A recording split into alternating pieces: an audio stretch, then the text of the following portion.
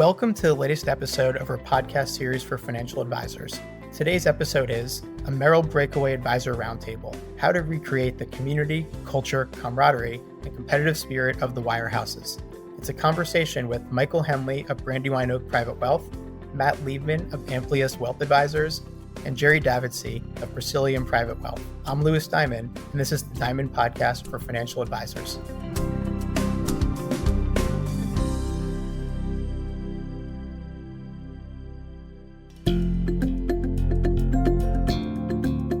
At Diamond Consultants, our mission is to help advisors live their best business life. We want every elite advisor to find exactly the right place for their business and their clients to thrive, whether it's at a wirehouse, a regional, boutique, or independent firm.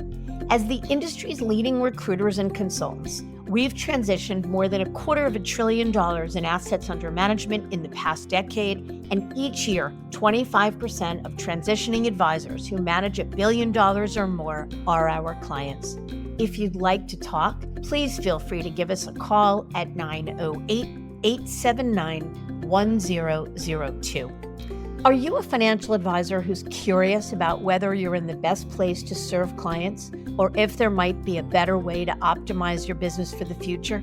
Should I Stay or Should I Go is a new book that serves as a self-guided journey, walking you through the key steps that Diamond Consultants takes with our advisor clients, whether considering change or not. Visit diamond-consultants.com/thebook to learn more. One of the most common concerns we hear from advisors who are considering the leap to independence is leaving behind the culture, community, and support they've grown accustomed to in the wirehouse world. And that's a perfectly valid consideration. No doubt, advisors have been vocal about the lack of freedom and control they're experiencing at the big firms. There's still a lot of positives about having a big brand with a seemingly endless budget behind you. And it's the foundation for plenty of exceptional advisory practices. Yet for many who've made the break to independence, the reality is that life outside the walls of the wirehouses is pretty amazing. In this special episode, we've asked 3 breakaway advisors who have developed extraordinary independent businesses to join us and share how they did it, what trade secrets they have to creating businesses that merge the best of the wirehouses with the freedom and control they were searching for. I'm excited to welcome former Merrill advisors, Michael Henley, the founder and CEO of the $1.6 billion Brandywine Private Wealth, Matt Liebman, CEO of $1.5 billion Amplius Wealth Advisors, and Jerry Davidse, CEO of $500 million Presilium Private Wealth. These 3 advisors, and a few of their peers, looked for ways to develop their own community of like-minded business owners and share ideas around growth strategies, marketing, and ultimately a level of collegial support that may otherwise be missing as business owners. Each has been a guest on the show in the past, so I encourage you to visit the episode page on our website for their full backstories. Today, we're going to move the ball forward to get a sense of what makes them successful, and I'll ask them to share their thoughts on being founders of a business for our Founders Blueprint segment. There's a lot to discuss, so let's jump in.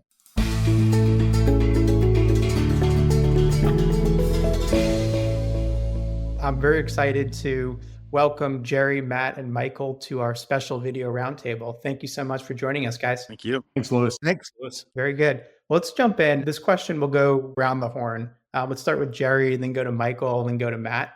Can you each give your brief background, your tenure at Merrill Lynch, and just some context on your overall practices for our audience? Yep. I'm Jerry Davidse, CEO of Presilium Private Wealth. I started at Morgan Stanley in 2001, a couple of weeks after graduating from college. I was there for 10 years and then at Merrill Lynch for 11 years before founding Presilium. Excellent. Thank you, Jerry. How about you, Michael? Michael Henley, CEO of Brandywine Private Wealth. I spent 8 years at Merrill Lynch before launching Brandywine Private Wealth in 2018. So I've been independent about 6 years, almost as long as I was at Merrill. There we go. Matt, your turn. Matt Liebman, CEO of Amplius Wealth Advisors, was in the investment business, more on the research and portfolio management side for about 8 or 9 years in New York, then was at Merrill Lynch in wealth management for 13 years, and we launched Amplius about 3.5 years ago. Terrific. And maybe just for some extra context, can you talk a little bit about what your respective independent firms look like today in terms of amount of assets you manage, number of folks on your team, anything like that? Yeah, At Presilium, we manage a little bit more than $500 million today, and there's 5 of us on our team. At Brandywine, we manage 1.6 billion, 15 person on the independent firm side. We have about 19 people if we include the tax practice. So a lot of moving parts. And at Amplius, we're just a little bit behind Michael there. We're at about 1.4 to 1.5 billion and about 13 people currently. Amazing. I'm smiling here for a lot of reasons, but all 3 of you are former clients of our firm. And I think I can say that you all have grown your practices pretty significantly since leaving Merrill. Obviously, that's always the goal. That's what advisors shoot for. But you 3 are a real life case study of the power of owning your own destiny, which is what we'll spend most of the episode talking about. But I think one of the big things that advisors, especially coming from a firm like Merrill, talk about is that community and camaraderie and the competitive nature of working in a branch office and having expert professionals around is something that they miss. And if you go independent, it's great that you're building your own office, creating your own culture, but all of a sudden it's just you and your team, for better or worse. The reason this video roundtable came together was I know the 3 of you and some other advisors are part of a study group. So maybe one of you can just give some background into why you created the study group, what it is you guys do, and maybe talk about how you think it recreates the key cultural elements that you probably missed leaving Merrill. Yeah, I'll jump in, Lewis. I would call it a mastermind of rock stars, not a study group, but it's okay. So no, essentially, yeah, I'm actually part of a national mastermind with the Perfect RIA with Matt Jarvis and those guys. And that was invaluable in terms of sharing best practices. So we try to recreate a similar local mastermind where we hold each other accountable, kind of review best practices, what's working in your firm versus other firms, and really just make sure we're holding each other accountable for whatever we're trying to deliver. So whether it's a new value add for clients, freezing credit reports, or repricing, or whatever the case may be, trying to create some of that competitive environment again, where really competitors can become collaborators, and we can find that basically we can do more for all of our clients collectively by sharing what is working. And what is the difference between a mastermind and a study group? No, it's the same sort of thing. They're really sharing best practices, like a one-day offsite at a country club or a kind of an agreed-upon venue. And no, it's been great so far. And do you feel like the addition of the mastermind, do you feel like it's replaced some of the cultural elements that maybe you longed for your days at Merrill? Or do you feel like it still comes up short in some ways? No, I think it really does. And I think, quite honestly, we've almost expanded the mastermind to include non-Merrill advisors as well. So it's been super helpful to hold that, the competitive nature of it, the collaboration. The one thing I did love about Merrill was the willingness of senior advisors to help you out, basically give advice on what's working for them. So we're recreating that same sort of collaboration here on the outside. Very interesting. Well, I'm going to ask you about how each of you built your very impressive practices. Let's say it's 2 phases. It's how'd you build your practices when you're at Merrill, and maybe how you've built your practices or built your practices up since going independent. Let's start with Matt and then go to Jerry and then go to Michael. I was definitely lucky that when I joined Merrill, I was joining an already established large team that my father had started, who's now been in the business, let's call it 55 years. I'm not that far off from that number, somewhere around there. After the Coast Guard and a stint at the IRS, he joined the wealth management business, or back then, I think it was called brokerage, but and he always mocks me with that. But anyway, I joined my dad about 16 years ago now. And we really built out the practice. The goal was really to bring on new assets, have a younger client base to really build out with some of those younger, high earning clients that I knew from my time in New York and so on. And then as we got a little bit larger, and really she was sort of like I guess Michael already used the term mastermind. So I'll call Aaron a rock star. Aaron was sort of the rock star of the training program, and he came on and partnered with us about maybe 3 or 4 years before we went independent. And I think everybody here is just so much more on the same page, rowing in the same direction, that I feel like that oozes out, when you're talking to prospects and clients, and that leads to more growth. Just sort of building on what Michael was saying before, the community and continuity of independence has really helped our growth and been, if anything, the biggest upside surprise to independence, in that both being a part of the Dynasty Financial Partners Network and working with those outside of it. But everybody in the independent space has been so willing to help us. And it's been a very great sharing community that has really helped us grow as well. That's terrific. And yeah, someone who's in a family business as well, I know just because you join a family business doesn't mean the business continues to be successful or you're able to propel it to where you have. So I think so many advisors in this industry they're lucky to have a family member who's a mentor, kind of gives them the foundation. But I know with you, you modernized it. It sounds like you took the business more upstream and you saw the vision of what your life and the business can look like if you own the business and went independent. So I think it's a very instructive kind of path. How about you, Jerry? What's your story for growing the business, both before Merrill and after? Yeah, myself and my team built a great business while we were at Merrill Lynch serving corporate executives here in the area. But we've really built an exceptional business since then. And I think it's much easier to grow once you're on the independent side and can actually brand yourself and show that you and your firm are really different than everything else that's out there. Where at a place like Merrill Lynch, that can be very difficult to do. Let's double click into that. Intellectually, that sounds right, but how does that actually translate into new assets and new clients? One of the things I wish that we could have done while we were at Merrill Lynch was more video or focus on more ways that we could communicate with our clients. As soon as we launched Presilium, we began filming videos at least every week for our clients. And what's happened is not only do they enjoy hearing from us much more often than we could previously reach them before, but they wind up sharing them with family, friends, colleagues, and our growth has just exploded since then. I'll give you a plug. Jerry is a terrific follow on LinkedIn. He does come out with his own videos in his own recording studio that you're seeing right now. But I think he makes the complex world of the financial markets like really easy to understand. And that seems like it's your own, that's your unique kind of brand DNA. And I am not surprised to hear that that's translated into growth. That's a great story. Michael, how about you? Yeah, just plug Jerry again. I stole his video idea. So I've long said, Lewis, I'd rather copy a genius than invent mediocrity. And I would say Jerry's video series was just an unbelievable inspiration for us. So now I built my business the old-fashioned way, cold calling back in 2011, 2010, 2011, 2012. And since leaving Merrill, I would say just focused on DuPont executives or its affiliates, if you will. Since leaving Merrill, we've really focused exclusively more on tax and tax planning, starting off a tax preparation business. So having that kind of the tax prep business to run alongside the RIA has been helpful as a differentiator. If we're in a competitive situation, we can do all the family's tax planning and tax preparation in-house. It's been a nice differentiator. Definitely. And Michael, if I recall, when you were at Merrill, you had one or two partners that were close to taking Merrill's Retire in Place program, CTP. And I think you've bought out a partner or two since going independent. Can you talk a little bit about that dynamic? Yeah, sure. So our senior partner, Stephen Tracy, now Lisa, since then, we're literally days or weeks away from executing the CTP deal at Merrill. And ordinary income, kind of 4-year payout, is what it is. But working with them on, hey, let's go ahead and move to the independent space. We can structure this as a 10-year payout, long-term capital gains tax treatment rather than ordinary income, more flexibility. You retain your kind of titles. You're not made a consultant at the firm. It's been instrumental for them. They couldn't be happier. Our entire firm collectively, quite honestly, has never been happier.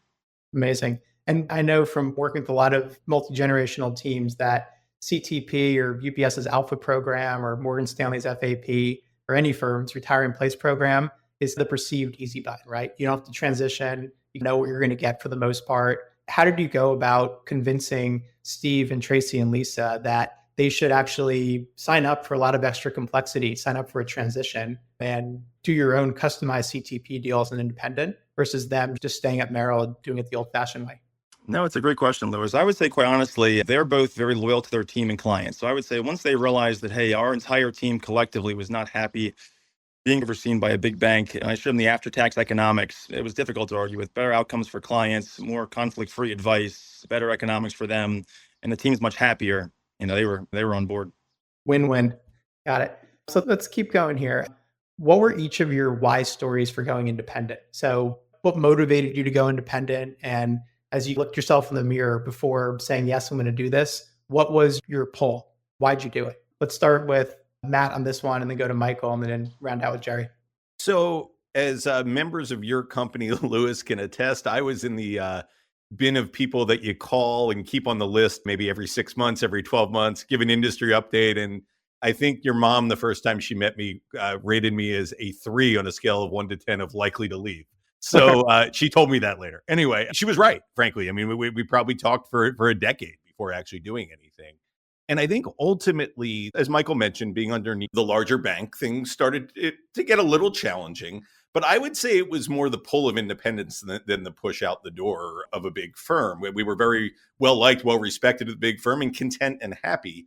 But the more we started meeting with other firms, we thought, well, these are like marginally different, but I don't know that it would move the needle for us. And then when we took the first meeting with Dynasty and saw that, in fact, we can launch our own business, own our own business, but not have to do all of the back office and middle office complexities that go along with it, which frankly were scary. It was a bridge far enough to go independent, and doing it without a partner just seemed totally scary. That's when the light bulb went off and it's like, oh, we can do this. Then we sort of set out to get it done from there. And what were some of the most pronounced pain points you had before you decided to leave? Or what was it that even gave you enough motivation to take time out of your busy day to explore alternatives to Merrill Lynch? I always equate it to what I call sort of the who's the boss factor of essentially the more we thought about it. I think every good advisor, whether they're at a wirehouse, they're independent, somewhere in between, thinks of their client as their boss, their collective clients. That's who we're in this business to work for. We work for the clients.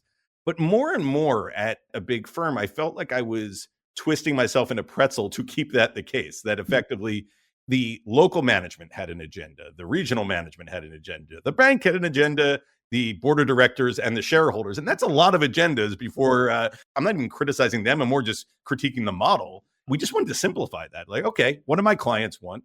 And let's just work for our clients exclusively. So I don't know, Louis, that I can pinpoint there was this one day, although my dad, Aaron, and I joked, there was one lunch we had where at some point during the lunch, and I was always the most conservative of the three of us, I banged my hand on the table and I said, that's it, we're going. And I don't even remember what it was that happened that day, but it was just a series of things. And then just looking at the overall business models and the comparisons, like we just couldn't unsee what we saw. And it was time to go. Yeah. So paraphrasing, it was a combination of multiple things. It wasn't one major event that gave you a kick in the butt. It was a combination of things combined with seeing a better way to service clients. And like you said, once you see it, you can't unsee it. So we talk about the pushes and pulls. Every episode, we probably mention it. But the pushes were the things that were frustrating you. But the pull was the strong desire to be a fiduciary to clients, to own your own business, and to serve them in a completely unconstrained way. And once you kind of realize that your clients weren't going to be, if your ability to service clients wasn't going to be diminished, it's actually going to be enhanced. It was kind of hard to go back and say, you know what, I'm still at the right place. Because at the end of the day, your clients are your clients. And that's what you're in business for. And not just saying this because he's here, but Michael was an inspiration in that. Seeing him successfully do it and talking to him once we started going down the path, it was just another proof of concept. Wow, this could really work. We could do this. Terrific. How about you, Michael? Same question. What was your why for going independent? Yeah, for us, Louis, we were never unhappy at Merrill, but what I just kept observing was the largest, most successful teams in the industry were going independent to provide better, more holistic service to their clients. So in speaking with ex-Merrill advisors, these hugely successful teams, why did they do it? Sitting down with them for us was the most influential. That kind of, after doing extensive due diligence, just like Jerry, or just like Matt said, I'm sorry, once you see it, you can't unsee it. And we have a fiduciary duty to our clients to make sure that we're giving them conflict-free advice. So for us, it was a matter of just happier team, happier staff, happier clients, more holistic service, great stuff.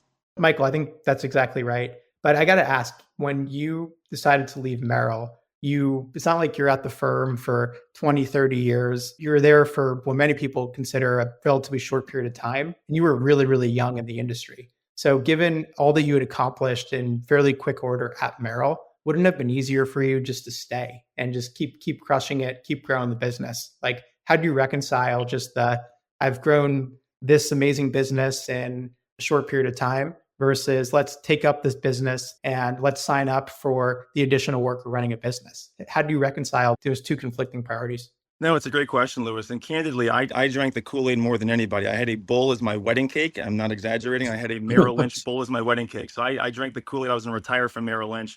Honestly, for us, it was just a matter of, hey, if we can provide more holistic, if we can upgrade, improve, or enhance every service we provide wealthy families, we just felt we had a loyalty to our clients to make that leap on their behalf. If we thought we could give conflict-free advice, staying at a big bank, we would have stayed there. It was the easy option, of course. But honestly, once you realize, okay, everything can be improved, everything to do with tax planning for a family, estate planning, kind of complex, advanced financial planning topics can be improved on the outside. You simply owe it to your clients to at least get educated on the options. And once you get educated, it's hard to look away. Well said.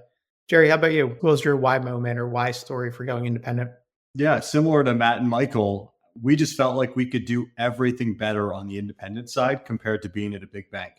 We could customize everything for our clients, and we could be much more responsive and adaptive to what they need. Like Michael, we added tax planning software, estate planning software, and we don't know what's going to happen next, but we feel like whatever happens in the world, we can make an immediate adjustment that's in our client's best interest. And once we thought about that and saw that and realized that we could do it, we knew we had to. Yeah. I remember, I think you reached out to me maybe 7 or 8 years ago. We would talk maybe twice a year, but it was always similar. Like, we're probably not going to retire from here, but we're busy, we're growing. For now, we can do all we need to do for clients. What changed over time? 2 to 3 years ago, when you and Brooke reached back out and said, you know what, we're ready to explore this. What do you think changed that motivated you to explore alternatives at that point? For us, during COVID, when we were working from home and we had all of that additional time out of the office to really think about things and not only reflect on where we had been, but think about how we want things to be, it was an easy decision. Yeah, excellent. And next question is, I was going to ask it anyway, but it's probably going to end up being a little bit self-serving because all three of you were clients of our firm. But how did each of you go about getting educated on all the different options you had in front of you? Any resources or people you spoke to that were especially helpful in giving you the comfort that you understood all the different players in the space and that you were making the right decision for your clients and weren't going to have buyer's remorse? There's only one answer, Lewis. Your podcast is the only reason, to me, is the number one resource by far. Nothing's even close. That's how we got educated, speaking for ourselves. And I'm just speaking with you directly. So that was hugely instrumental. Great answer, Michael. 10 out of 10. I'm going to go then for 20 out of 20 because in addition to the guidance, of course, that we got from your firm, I would say in particular, when we got more serious about possibly doing this, listening to the interview of Michael on your podcast was a seminal moment in our journey. We all listened to it and was like, oh, that's perfect. Let's go. 20 out of 20. There it is. Definitely. There you go. Going for the trifecta here. Anything different for you? Well, I agree with what they said. And for me, now that we're on the independent side, how cool is it that I get to be in a mastermind with Matt and Michael and these rock stars that became independent ahead of us? I heard on your podcast. I get to share best practices and ideas with them. Very cool. Love it. And honestly, the three of you, we would have invited to do this, even if you weren't prior clients of ours, it just happened to go that way. But I think it is important to know that every advisor going through this, it has to be confidential, but it doesn't have to be something that you do in complete isolation. You can listen to podcasts, you can reach out confidentially to friends, you can speak to firms like ours and many of our competitors. And then also there's no replacement for talking to firms, as long as you're doing it in a very strategic and thoughtful way. It doesn't always have to be just, I'm trying to figure this out on my own and making broad assumptions. There's a lot of resources you can pull on to get as educated as you'd like before making the most important decision of your professional career.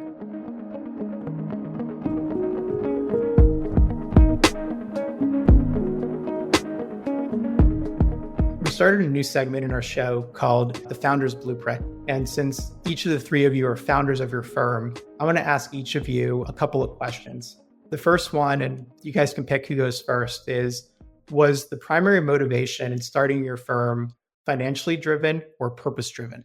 I'll jump in there. There are, and I'm sure a lot of the listeners do, there are any number of avenues that if you want to leave a firm, you can go. And some of them are a lot more lucrative upfront, whether it's going to another firm, getting a check, particularly when you think about our situation. You were alluding to CTP, Merrill's retirement program before. If my dad wanted to retire, he could have just sat there and collected a check for not doing anything. And secondly, we could have gotten him a bigger check for going to another firm. And even at his age and experience in the industry, he still saw the benefits of independence. And a lot of it was just, you get to a certain point where it's like, don't get me wrong, money's great. It's our business. Love money. However, I really think just being able to run the business and service clients in a more complete way was really the driving factor for us. Yeah, it's a great answer because the economics have to work, right? You're working to provide for your families so that your teams that you did, which came with little or no upfront capital. Michael and Jerry, anything different to add or a different spin on the question? I think Matt said it best. For economic reasons, you join another large firm. You basically would jump from large firm to large firm to large firm, not thinking about your clients. If your loyalty is to your clients, the independent model is the most conflict-free, it's the cleanest model. So I just echo what Matt said. Yeah, with us, it was always purpose-driven. When I started in this business, I wanted to own my own destiny. I wanted to be able to control the way my whole career went. And the best way to do that is to eventually become independent. Yep, well said. Let's start with Jerry on this question. If you can get in your time machine and go back to both 1 year before you launched Presilium and then 1 day before you handed in your resignation letter to Merrill, what would you tell yourself? To have complete confidence that this is going to work out, because I wasn't sure a year before and even a day before. It's difficult to know what your clients are going to say until you do it. But in hindsight, they saw the same thing that I saw. They realized that this would be a much better experience on this side.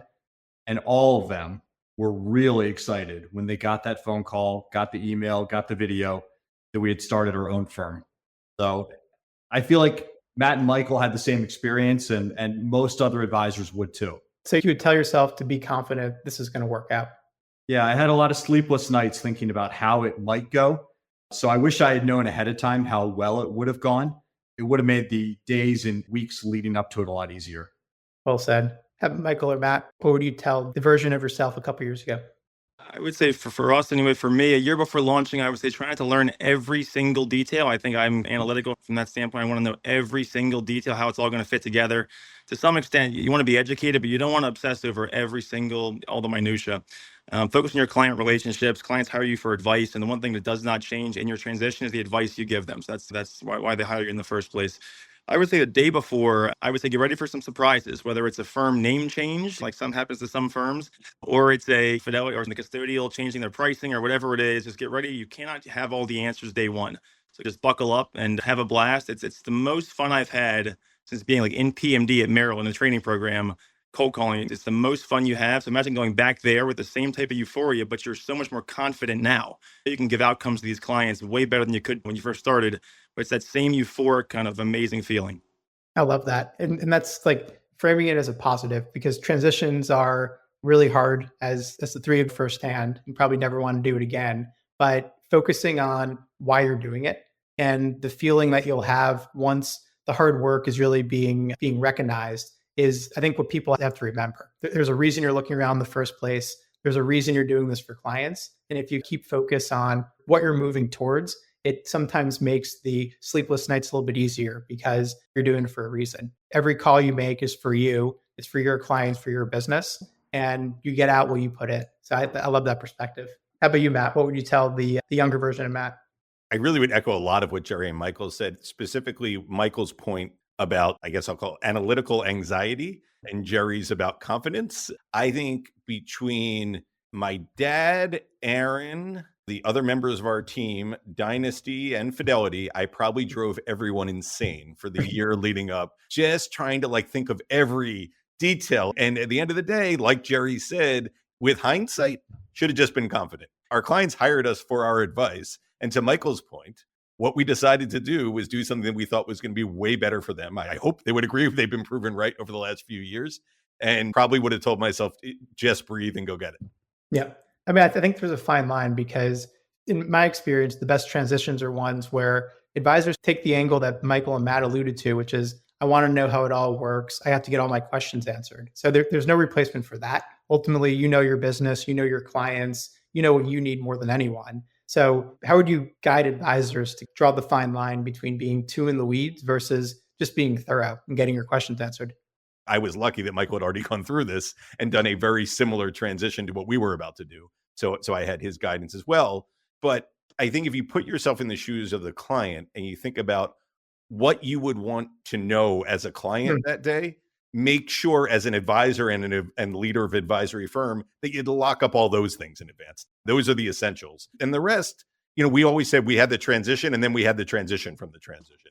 I would just echo what Matt said there, is basically try and focus on strike the balance of what matters to your clients. I had so much head trash around, well, secure messaging. This stuff is nonsense, but stuff that really gets in your head. I was like, oh my gosh, the long-term care policies are not going to be on the Fidelity statement. It was like the clients are never going to go for this. That's complete head trash. It's all in your head. Clients don't care. They're there for you. They don't care about all this. A lot of that stuff, I swear, I look back and I'm like, what was I thinking? Who cares? But it's just in the moment, you're so ingrained. This is what clients are used to and what they care about. Right. So I think there's a difference between you want to be able to replicate as much as you can from your old firm that was working, but it doesn't mean you have to be so rigid in building it exactly the same way, right? Yep. And if you can achieve an outcome that's equivalent or better, but maybe the path you take to get there is a little bit different, and maybe it's worth it. There's always going to be some non-negotiables. Some advisors can't deal with, I'm going to have two statements, one from the BD and one from the custodian. Some advisors, I can't bring over all my alternative investments, or SMA pricing is 15 basis points higher. Like every advisor gets to pick what their non-negotiables are. But I think that's a really important learning, that you kind of got to draw the line, but use the client's perspective to guide you. If I'm the client, what am I really going to care about? Again, it's where am I going to get the best quality of advice? And then each client's going to have their couple of quirks and things, but you have to make a determination for the betterment of your entire client base, not one individual client. Love it. Thanks, guys. Next question. Whoever wants to take it. Actually, I'll start with Michael, because I think you have probably the most interesting answer to this one. What were some of the biggest challenges you faced in the early stages of your firm, and how did you overcome them? You alluded to it already. Yeah, so we launched our firm in 2018 with a certain firm name. And about a month after launching, we heard from the family that we named the firm after that we did not have their permission to use their family names. They said cease and desist immediately. I was devastated. My partner, Allison, and I, she's the brains of the operation. We were, oh my gosh, our clients are going to fire us. We just moved over about $500 million of assets, committed ACATs, and we had to launch a kind of a new branding of the firm. And that was something that I had a lot of head trash around. I said, oh, my clients are never going to go for this. You got to be kidding me. It's unstable. Clients could not care less. They all like the new name better anyway. That was complete head trash. I would say this is no matter what kind of gets thrown at you, you have to come back to the clients hire you for advice. That is it. They don't care about the name of your firm. They just want you to have the best platform to kind of service them. So I would say that was one big thing. Custodial pricing was something that kind of changed, not a big deal. All this is noise. It's just complete white noise. Focus on what you can actually control as it relates to giving advice to wealthy families, and ignore all the noise. I'm sorry you went through that. That I know is very stressful, but it sounds like you landed in a better spot because of it. So things happen for a reason. That's it. How about Jerry? Any big challenges you initially faced? Something that gave me a lot of confidence going into this was walking through the whole process with Dynasty in the year leading up to it. I think we had a 300-point checklist where we addressed every possible thing, both client-facing, back office, operations, legal, ahead of time. And going through that checklist with a team that had already done this, I think 50 times at that point, I felt really good about. We were very fortunate. We did not have any major issues either right before or right after.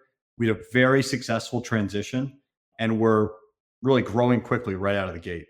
Wow. So maybe you're the one transition, nothing went like majorly wrong. Maybe what was one thing that went not as planned, right? Like everyone can have a plan until they're punched in the mouth, quoting the great philosopher Mike Tyson. Yeah, we originally opened our headquarters in downtown Philadelphia, and about 6 months after we'd launched, they decided to close and repurpose that office building into condos. So we were forced to move out the same month. They gave us 3 weeks notice to move out and go somewhere else. We wound up moving to a beautiful office in suburban Philadelphia that was better for my whole team anyway. So it worked out. It was just stressful for a few weeks trying to find new office space. Got it. How about you, Matt?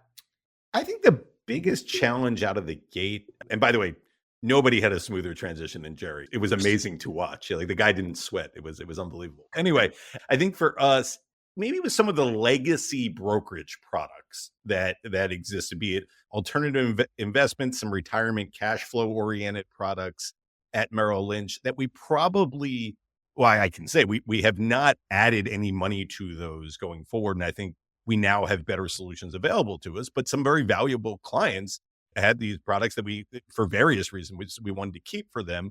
And the transition of getting those over, getting them in a place where the clients could see them, that was a little clunkier than we had hoped for. Like Michael said, these are not deal breakers. These are not things that are top of mind for clients, but they can be a little aggravating for the clients and for us. So that was maybe a bit of a challenge. And I guess the second one along the same lines were clients that were used to banking out of their investment account, writing checks and so on out of their investment account.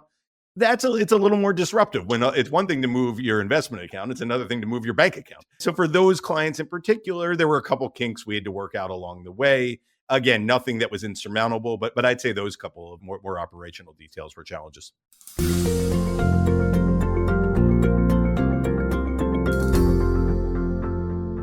Both of those obviously were, you expected that you have to move these types of products and you have to move someone's not just investment account, but also their checking account. So you knew that was going to happen. Was it more so just like wishing you'd taken some extra steps ahead of time? Or was it how you positioned it to clients after you moved? Like if you had a do-over, what was it that you could have done differently?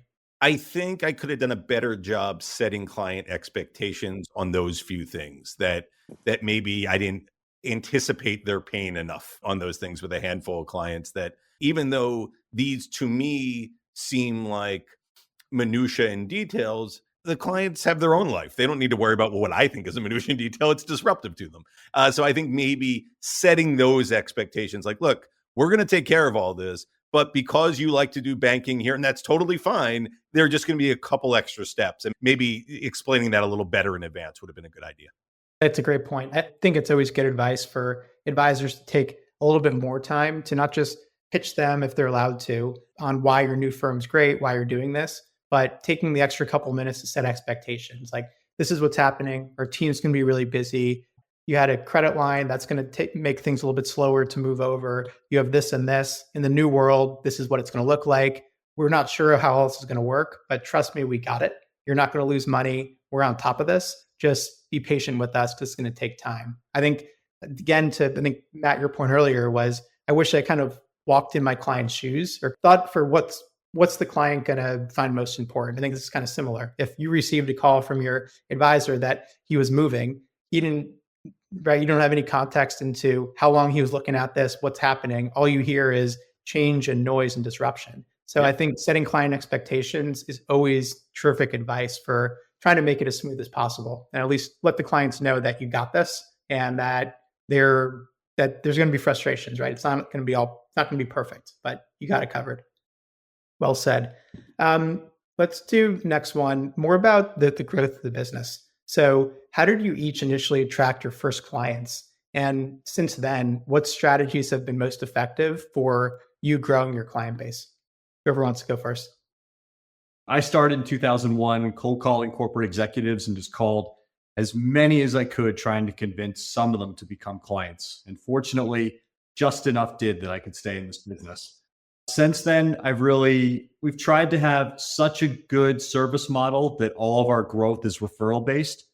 And then since being independent, having the video, the social media, the branding, the community involvement, all the things that we couldn't do before has just really accelerated that growth. I think that's something that many people underestimate, is how much faster you can grow on the independent side compared to the captive side. Awesome. Michael, how about you? Very similar. Built a business cold calling, as I mentioned, corporate executives early in my career, smiling, dialing. And basically being independent now, the social media side, the video series we launched, tax preparation business, all the clear differentiators, community involvement, as Jerry mentioned. You can't underestimate how many wealthy families do not want to work with a major Wall Street firm. It's been shocking. Family after family says, look, I would have never hired you at Merrill Lynch. I would have never hired you at Morgan Stanley. Just they understand it's a conflicted model. And once you articulate, to Cheryl Penny's point, the triangulation of advice, separating advice for products from manufactured and custody, the model it tells itself, if you will. And on the same count, are there clients that you've come across or prospects since you left Merrill who you think ultimately would have been better served by a Merrill advisor, or ultimately didn't come your direction because they felt more comfortable with the big Wall Street institution? In our experience, it's been a non-issue. Whether the family has $5 million or $50 million, it is a non-issue. And if anything, we try to educate that family that, hey, if you take nothing else away, hire us or someone else, hire an independent firm to solve your family's financial problems. Do not hire a major Wall Street firm, whether it's us or someone else. Interesting. Matt, how about you? Same question. Initial growth, and then since then, what's been the strategy? So the initial group of clients that I brought on were, at the time, so I was 30 years old when I switched to wealth management. So these were people that ranged in age, let's say from 28 to 40, that were reasonably successful, high earning professionals sometimes in very sophisticated, financially sophisticated field, hedge funds, private equity, et cetera. But they were either haphazardly doing things on their own when it came to personal finance, or they were with their parents' person and were a bit of an afterthought. So given that I came from a research and portfolio management background and could speak their language a bit, specifically those in the real estate and hedge fund world, I really pitched myself as someone that would step in and do what you would do if you had time to focus on this. And from there, after getting that group on, it was a pretty substantial group of people and assets. That's when I started to mesh more with my father's practice. And we started to go downstream from some of his clients to their adult children, and then upstream from some of mine to their, let's say, senior citizen parents, and created a lot of multi-generational families that way. And then when Aaron joined, his model was much more similar to Michael's and to Jerry's of the cold calling of the corporate executives, which is something that I had not done. And that my dad had cold called a lot way back when, but was not cold calling corporate executives at this stage of his career. So that was sort of a perfect complement. And then just building on to what Jerry said, the ability to grow as an independent, something happens in the world, the markets, and you can just get a video out that day, get a piece out. It's amazing. All of a sudden, I've run into people at weddings. They're like, "Hey, you're that LinkedIn guy." And it's like, I guess I've been called worse. All right, I'll take it. And then the only thing I wanted to add, Lewis, is something you just brought up, because it occurred to me about who's better at a bigger firm, versus an independent firm. And for us in particular, given that a lot of my initial client base was in the New York area, I've found that while all of my New York clients, for the most part, I think all of them, came over and we still get new business up there, there's a little bit more of a premium on the Wall Street brand that New Yorkers have. I think whether it's all of those people are in their communities, their clubs, their schools, their kids' communities, the parents and so on. And I think there's a little bit more of, hey, these people really know what they're doing. It's this one at JP Morgan, this one at Merrill Lynch, and so on and so forth. Whereas I find the rest of the country views that as a negative, like, oh, those New Yorkers, I don't want any part of those big firms. There's a little bit of a geographic difference. I don't think it should matter. And ultimately, we got through those conversations and those clients are here and so on. But I think there's a little bit of a positive stigma if you're a New Yorker and a negative stigma if you're not a New Yorker for the big Wall Street brands. Fair enough. Yeah, and look, every advisor gets to decide how important it is to them. For some, it's a personal badge of honor that they feel more confident and more empowered having a big brand on their business card. Others feel the opposite. Some feel on behalf of clients that their clients can be more comfortable with a big firm. I don't think there's a right or wrong answer. It's just every advisor knows themselves and knows their clients, and you got to make a judgment call for what's most important.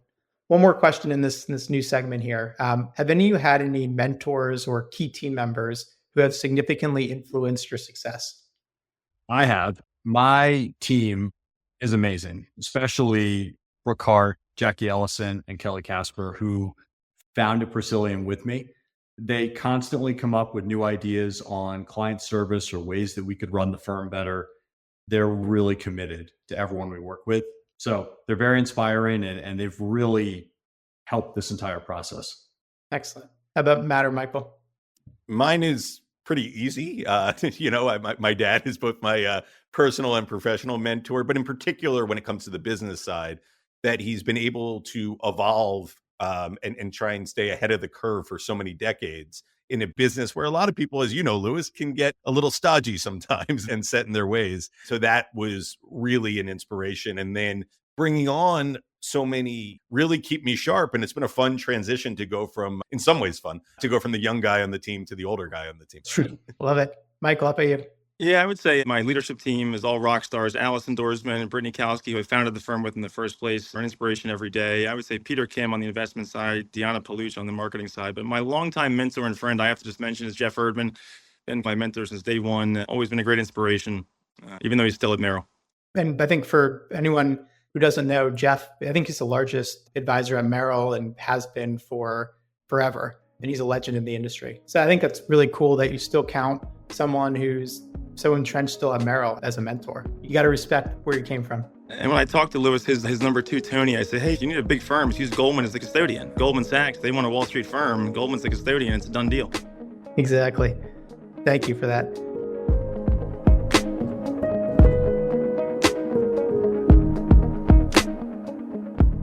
This is probably one of my favorite questions that I'll ask you guys. What has been one of the most impactful things you've been able to do to better service clients and grow your business? I think we picked up snippets of this, but I think this is such a exciting question. We've talked about the trials and tribulations of transitions and everything that goes into it. But now that you have some perspective and being business owners for a meaningful enough period of time, what's one or two things that you look at and say, yes, I'm proud that I've done this, and this has really helped my business grow? I'm happy to jump in. I would say for us, it's hands down the tax practice. If you told me 10 years ago at Merrill, you're going to own a tax preparation business alongside your wealth management business. You're going to have a law firm on retainer to solve clients' estate planning issues, property and casualty we can do for them. There's so many services we've been able to add that has been instrumental. They've been a blast. Clients love them. We love them. That's probably been the couple of biggest things.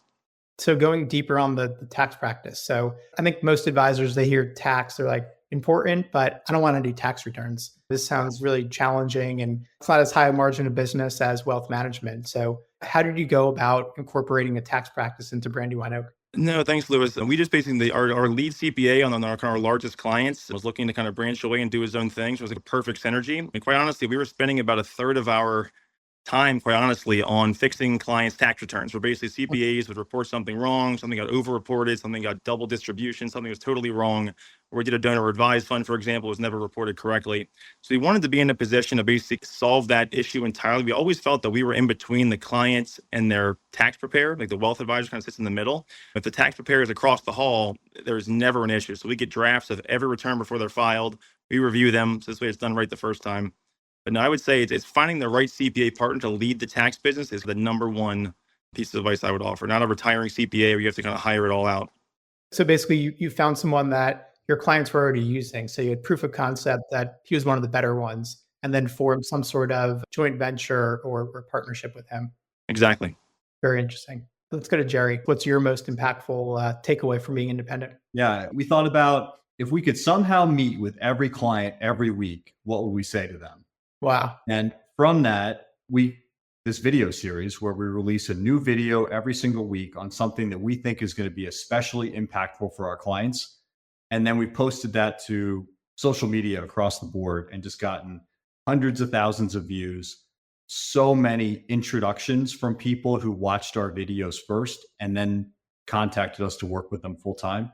So that has been a complete game changer for us, is the ability to produce our own videos and then distribute them over social media.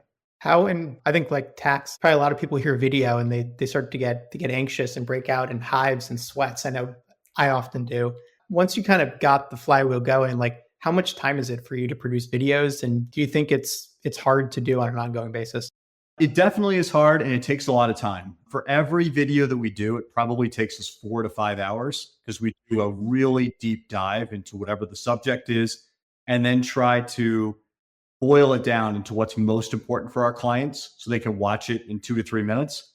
So it does take time, but we feel like it's one of the most important things that we do. Is doing the videos, is it pretty much replacement for any other proactive marketing your firm does aside from getting referrals? It's not. We've done a lot of other types of marketing across social media and by doing community events. We really view the videos as a way for us to communicate with our clients. And then any marketing that comes out of it is a bonus. And then have a separate marketing plan for other things. Interesting. Matt, how about you? Same question. Before even answering, I'll say I feel so comfortable and reassured that it takes Jerry 4 to 5 hours to do those videos because they're so darn good. If he did them just in a few minutes, I'd be really stunned. So I feel better about that. He's human. But the videos are great. There are a lot of different examples I could give, Lewis, but let me just go in a slightly different direction here. And I'd say we've really been able to lean into choice in the independent world. And I'll give you one example on the asset side and one on the liability side that I think really illustrates some of the advantages. And they're simple and a little more product oriented, but I think they're really good illustrations. So on the liability side, Michael, I think mentioned a few questions ago, the topic of securities-based loans, or maybe it was you, Lewis, as part of the transition. When you are at a big firm, they have very good, at least our firm had very good securities-based loan products available. However, there was only one lender that you could take a loan from as a client, and that was the parent company. being able now, when a client wants a securities-based loan, and maybe it's a little less fun than it was when interest rates were near zero, but being able now to shop that around to multiple different firms, try and get a better deal for the clients, is just such a game-changing win for the client.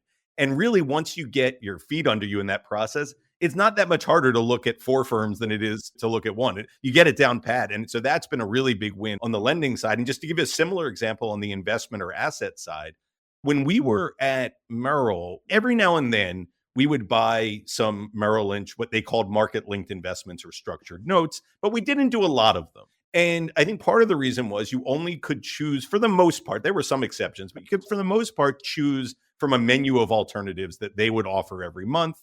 And they were mostly brokerage products with commissions. And let's say the final terms to the client weren't always that compelling to us. Every now and then they were, and we would do them. Now on this side, in the fintech world, as things have evolved and developed, we actually customize our own structure that we think works for our clients. And we put it out to bid through some of our technology partners to about 15 different banks. I was just doing one earlier today, actually, for some clients. And you just get way more customized and better odds by leveraging choice to benefit your clients. I'm glad you went the route of giving specific examples, because that's what makes it, I think, tangible and palpable, is hearing how things might be different, but also kind of in the weeds of the actual business. Let me ask you though, Matt. So choice is great. I'm with you that sounds really compelling. Do you think those 2 examples you use have translated into growth for Amplius? It's a good question. I'd like to think so. And actually, I can say specifically on the investment side, I was trying to think of an example on the lending side where it led to growth since going independent. And I think our journey to independence also coincided with interest rates going up by a tremendous amount. So I think lending in general is down, which is fine. We're fiduciaries. We don't get paid on the loan. So there's no downside to our business from it. In terms, though, of those structured products, being able to say this is the Amplius structured notes program that you are a part of, that we are customizing for our clients. I have had clients mention that to prospective clients, and that has led to business. And I know, in fact, Aaron, my partner here, was talking to a client recently who had most of his money tied up in various things. He's like, I'm just looking for like a one-off investment oriented thing in addition to the financial planning. What do you want to do? And we pitched him on this program. And so we're doing that for him. And that was a couple months ago. And that's happened a couple times since then. So it has led directly to growth.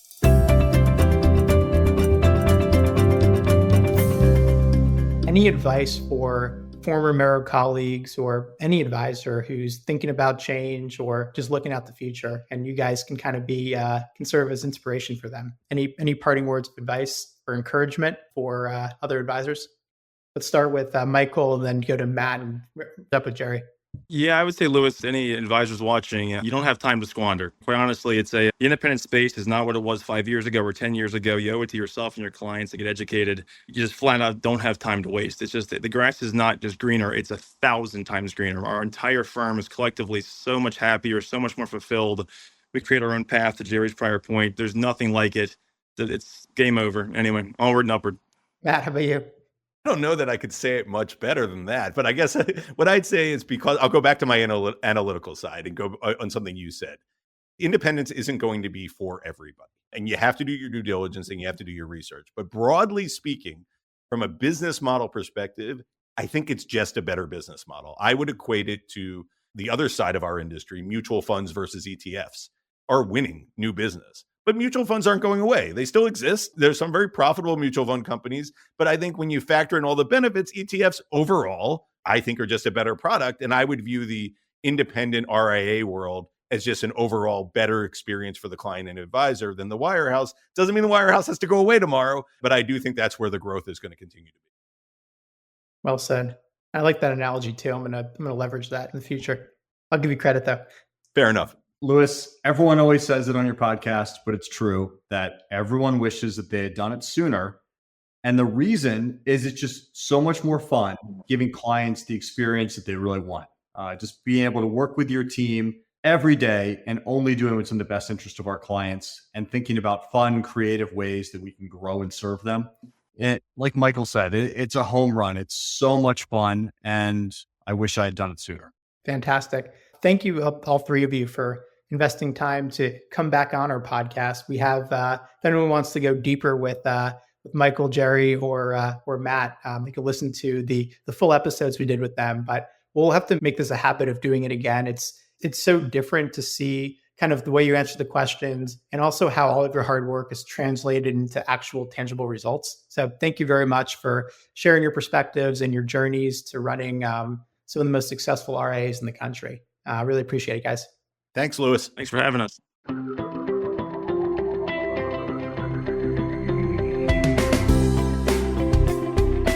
As a financial advisor, you hold yourself to the highest standards of integrity, honesty, and credibility. You are successful because you take your professional responsibilities seriously and are dedicated to your clients. But are you living your best business life? Are your goals aligned with your firm's, or could a better option exist? Should I Stay or Should I Go is a book written with you in mind. It's a self-guided journey that walks you through the key steps that we take with our advisor clients. This strategic thought process and roadmap to professional self-discovery is designed to help you ask the right questions and think critically and objectively, whether you're considering change or not. Learn how to get your copy at diamond-consultants.com/thebook.